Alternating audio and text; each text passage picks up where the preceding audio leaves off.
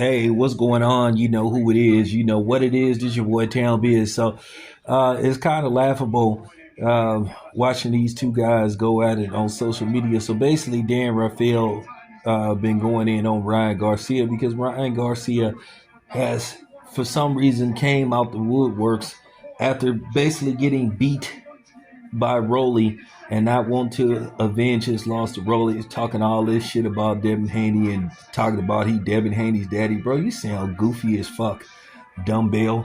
But nevertheless, it's just time to just like stop being nice to dudes like Ryan Garcia. Ryan Garcia is not crafty with any of his words.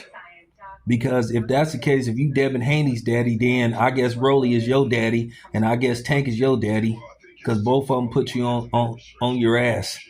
And the funny thing is, we all know that you needed to cheat to beat Devin Haney, and I don't want to hear this shit about older levels.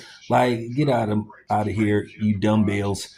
He was cycling. He was trying to flush the remaining Ostarine out his system, which I'm gonna speak on Mauricio Solobon. But then again, none of these fighters had the guts to call Mauricio Solobon and the WBC out. But I'm gonna have something to say about that. But nevertheless, Dan Rafael was going in on him, telling the truth about the fight, saying you barely won the fight. If you wouldn't have got those knockdowns, you wouldn't have even won the fight because you was getting outboxed for most of the fight. But you know, at the end of the day, a lot of people don't even believe you're gonna get past Barrios. And if you get past Barrios, then you know a Devin Haney rematch is inevitable. Even though people are scratching their head trying to figure out how do you get a title shot and you coming off a loss. So it just goes to show you that there is no legitimacy to the WBC. But we'll speak on that in another video. But anyway, I'm just laughing at Lyin Garcia. First of all, he actually had 3 failed tests, if you want to get technical.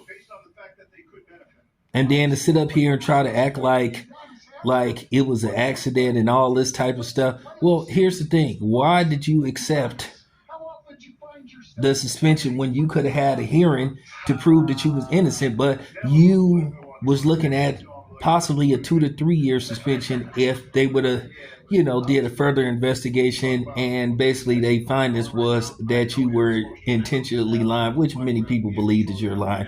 Like I said, the only people that's riding with you is these goofy ass bandwagon coons and these goofy bandwagon Hispanics who wasn't even fucking with you until you beat Devin Haney. Many of them picked against you. So, at the end of the day, fuck them along with you. So I just wanted to make that very clear. And then to the coward boxers that's still sitting up there being cool with this dude. And that's why I don't respect none of these boxers. Because a lot of them are lame and they don't keep the same energy towards these non-blacks, like they got something to say about all the black fighters. And that's why a lot of people was going in on dudes like Sean Porter and Tim Bradley, calling them buck dancers. I mean, the truth is the truth. So, it is what it is. And that's unfortunate that those dudes be on that type of time. So, with that being said, this your boy Town Biz. I'm out.